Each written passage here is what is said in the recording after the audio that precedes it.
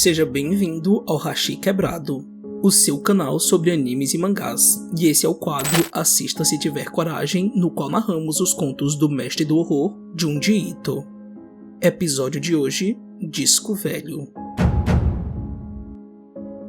Nakayama constantemente visitava sua amiga Ogawa para ouvir em seu toca-discos velho uma estranha canção de jazz composta apenas por sílabas que formavam palavras sem sentido.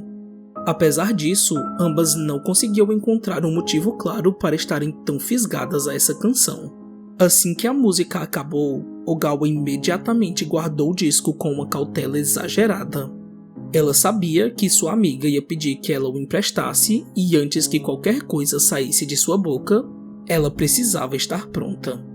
E como ela presumia, Nakayama pediu o disco emprestado. Sua amiga tentou recorrer dizendo que ela apenas faria uma cópia e que isso não ia estragar o disco.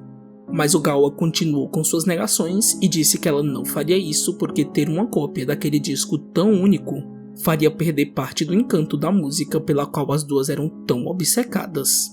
Ogawa sugeriu que ela fosse até uma loja de discos para que ela também pudesse ter um disco como aquele, mas Nakayama rebateu dizendo que isso era impossível, porque ela não sabia o nome do disco e nem o nome da cantora. Ela pediu ao menos que Ogawa contasse onde ela o comprou, mas ela também se recusou a dizer qualquer coisa sobre isso. Nakayama se irritou com o que ela pensava ser uma simples implicância e disse que ela deveria se sentir agradecida porque ela era a única pessoa que a visitava porque ela não tinha nenhuma amiga além dela.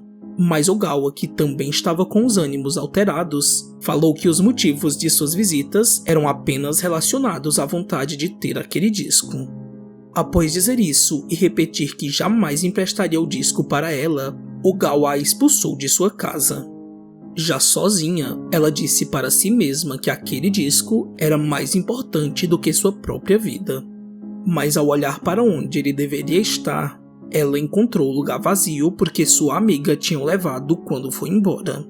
Rapidamente, ela correu para encontrar Nakayama a fim de recuperar seu disco tão precioso. Ogawa conseguiu alcançá-la e viu que o disco realmente estava com ela. E para pará-la, ela atingiu Nakayama com uma pedra que disse que ela não precisava ter feito isso porque ela só tinha pegado o disco emprestado. Ogawa disse que se ela devolvesse o disco, ela não faria uma queixa na polícia. Mas para a sua surpresa, Nakayama, que não estava nem um pouco interessada em seguir o que ela lhe pedia, pegou uma pedra e a atingiu em cheio na cabeça. Ogawa imediatamente caiu naquele beco isolado e sem o menor remorso, deduzindo que sua amiga tinha morrido, Nakayama apenas olhou para os lados para averiguar que não havia nenhuma testemunha do crime cometido pelo desejo de se ter aquele disco e então a arrastou até uns escombros para cobrir seu corpo com o tecido que estava ali. Ela pediu desculpas frente ao corpo coberto de sua amiga e disse que ela apenas tinha que fazer de tudo para ter o disco em mãos. Nakayama juntou as mãos em sinal de oração e, de repente, o corpo de Ogawa começou a cantarolar a mesma canção presente que as duas tão bem conheciam. Ela pensou estar ouvindo coisas, mas ao dar as costas para ir embora, voltou a ouvir a canção que saía dos lábios do recém-cadáver. Agora, claramente, ela estava ouvindo aquelas sílabas formarem palavras inexistentes e, por isso, ela presumiu que Ogawa estivesse viva, aproveitando a situação para provocá-la. Nakayama disse que em breve voltaria para devolver o disco quando conseguisse fazer a cópia que ela tanto queria. No dia seguinte, Nakayama tentou de tudo para encontrar um lugar capaz de fazê-lo ouvir mais uma vez aquela música tão doce e ainda assim tão melancólica. Mas a maioria de seus conhecidos já não possuíam mais aquele tipo de aparelho e nem mesmo os estabelecimentos especializados trabalhavam mais com esse tipo de linha analógica. Enquanto continuava em sua busca, ela começou a lembrar de quando tudo começou. Nakayama tinha ouvido a música na casa de Ogawa e desde então não conseguia pensar em mais nada. Aquela canção era algo que ela nunca tinha ouvido e o seu fascínio era devido à sua intérprete que cantava de forma despretensiosa usando uma entonação diferente.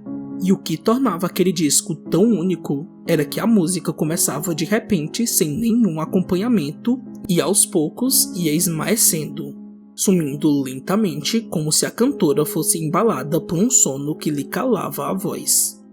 Nakayama não entendia como uma preciosidade daquelas podia estar fora da atenção das pessoas. A única coisa que ela conseguia presumir era que aquela cantora misteriosa tinha sido esquecida com o tempo. E voltando à realidade, ela se deparou ao acaso com uma loja de discos antigos. Nakayama pediu ao dono do estabelecimento que lhe permitisse tocar o disco ao menos uma vez porque ela precisava ouvir aquela canção. Mas ao olhar para a capa em branco do objeto em suas mãos, ele notou algo. O homem perguntou onde ela tinha encontrado aquele disco porque ele costumava ser de sua loja. Ele disse que alguém o tinha roubado, mas em sua defesa, Nakayama negou as acusações. O homem perguntou o que ele estava fazendo com ela porque só tinha um único disco daquele em todo o Japão, e então disse o mesmo que sua antiga amiga, que aquele disco era mais importante do que sua própria vida. Nakayama também o ouviu dizer que foi uma garota quem o roubou, e foi então que ela soube como Ogawa o tinha conseguido. Ele disse que se ela o devolvesse, ele não chamaria a polícia, mas a sua resposta foi correr para não perder aquilo que por muito tempo ela quis colocar às mãos. Nakayama correu até um café que por coincidência era um jazz café. Ela se sentou acompanhada naquele lugar apenas de um único homem que bebia tranquilamente no balcão do estabelecimento. Ela perguntou se aquela música que estava tocando era na rádio, mas o barman disse que não, que era um disco, ou seja, tudo o que ela queria ouvir. Ela prontamente apresentou seu disco e, com a permissão que lhe foi dada, colocou o objeto para tocar. A melodia, tão familiar aos seus ouvidos, tomou conta do ambiente e Nakayama pôs-se a ouvir aquele combinado de letras num estado tão tranquilo como se não tivesse matado sua amiga e muito menos sendo perseguida. Mas outro alguém tinha reconhecido aquele som, o outro cliente do Jazz Café. Ele se aproximou perguntando um tanto surpreso o nome da música, mas ao ver a capa em branco, entendeu tudo. Sua forma de conseguir a atenção de Nakayama foi dizendo que aquela parecia ser uma gravação ao vivo porque ele conseguia ouvir os ruídos do ambiente, além do que, se prestassem muita atenção, eles também conseguiam ouvir os sussurros de alguém interferindo de vez em quando.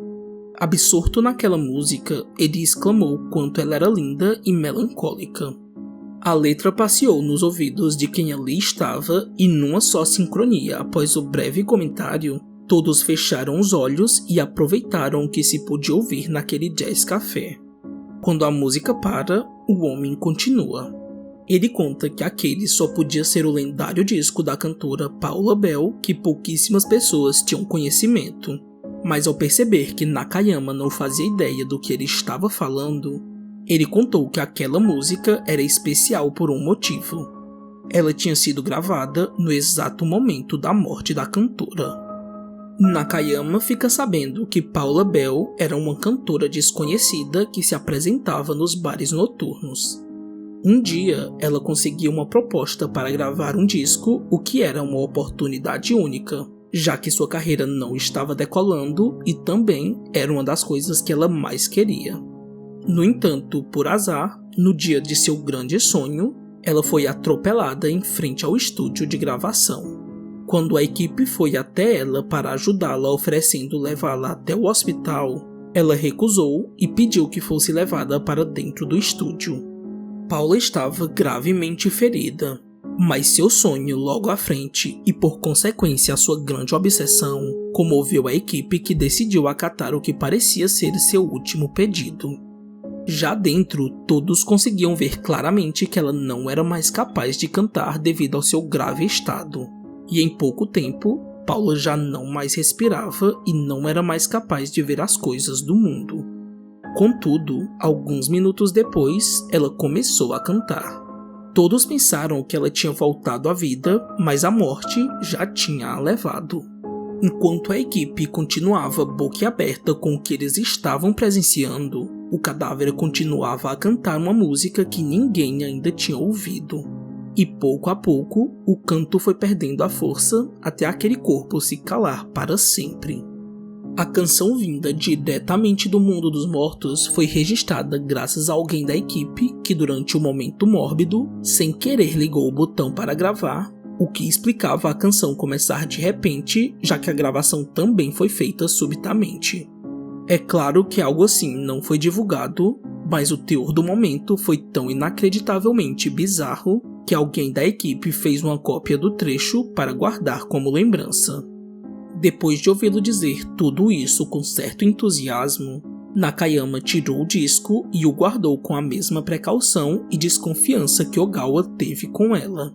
Ela os agradeceu e se despediu.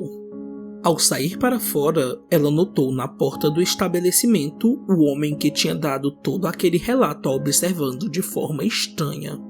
Ela sabia que ele também ia querer pôr as mãos no disco. Nakayama correu desesperada, atravessando ruas e passeando por becos tão ermos quanto aquele que ela matou sua amiga. No caminho, ela encontrou o dono da loja de discos que ainda procurava por ela. O encontro dos dois a forçou a tomar o mesmo rumo de antes, e assim ela encontrou o corpo de sua amiga que ainda estava escondido embaixo da lona. Nakayama se assustou ao vê-la porque quando a ouviu cantarolar, ela imaginou que ela estivesse viva. Mas como o homem ainda a perseguia, ela deixou essas dúvidas de lado e continuou tentando fugir.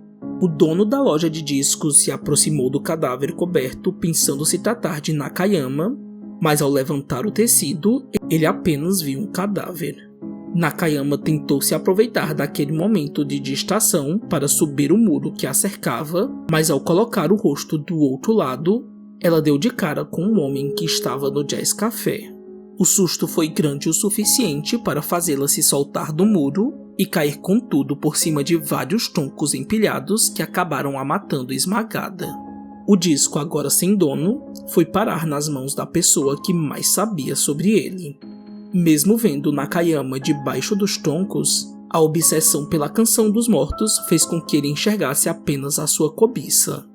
O dono da loja de discos, também afetado por aquele estranho laço que unia todos eles, também ignorou a presença dos dois cadáveres e continuou procurando entre os escombros o seu tão amado disco. Afinal, se ele o considerava a coisa mais importante do que sua própria vida, Ogawa e Nakayama não eram dignas de sua atenção. Ele decidiu dar a volta para o outro lado do muro para ver se encontrava o disco, mas ao caminhar para sair dali, os corpos mortos das duas começaram a cantar em sincronia a canção de Paula Bell. Agarrado ao objeto que ocasionou tanta desgraça, o homem aproveitava a melodia do outro mundo em completa plenitude. Fim. A inspiração para Disco Velho surgiu quando Junji Ito começou a visitar uma pequena loja de discos usados, onde ele costumava se divertir procurando material de um grupo de jazz chamado Swingle Singers. Ele usou esse lugar como ideia para o ambiente de sebo de discos que Nakayama vai para conseguir ouvir a música. Mas a história só veio a nascer mesmo quando ele foi a Tóquio para uma reunião com o seu editor. Como ele já tinha desenhado um anúncio desse conto como sua próxima história a ser publicada numa revista mensal da época chamada Halloween, sem nem mesmo ter pensado no roteiro, seu editor contou sobre um jazz café e então ele juntou tudo isso como inspiração para dar vida a essa história. E já que é difícil imaginar como é uma música descrita em páginas de um mangá, Ito disse que a música cantada por Paula Bell deveria ser imaginada como uma interpretação do grupo que ele era fã, os Swingle Singers, já que ele achava que quando eles cantavam, suas vozes pareciam estar ecoando do paraíso. Disco Velho é um conto que não tem muitos desdobramentos porque o foco está na canção vinda do outro mundo e, por consequência, na obsessão que é um dos elementos reconhecíveis do autor e também o que move essa história, já que as pessoas matam umas às outras para obterem o disco para si.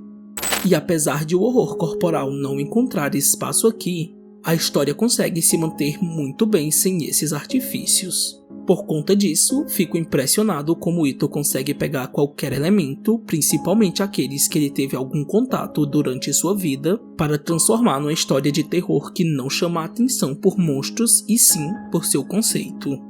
Uma coisa que gostaria de comentar é que a primeira vez que li esse conto, lembrei imediatamente da famosa canção Gloomy Sunday, do compositor húngaro que foi supostamente responsável por causar mais de 100 mortes por volta de 1935.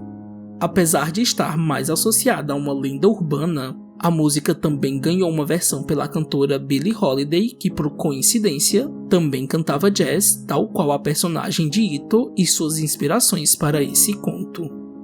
Espero que você tenha gostado do vídeo e não se esqueça de deixar a sua curtida, de comentar o que achou do conto, de se inscrever no nosso canal e de conferir a nossa série de vídeos sobre as histórias do autor e sobre outros assuntos abordados aqui no Hashi Quebrado. Enfim, até mais e nos vemos no próximo vídeo.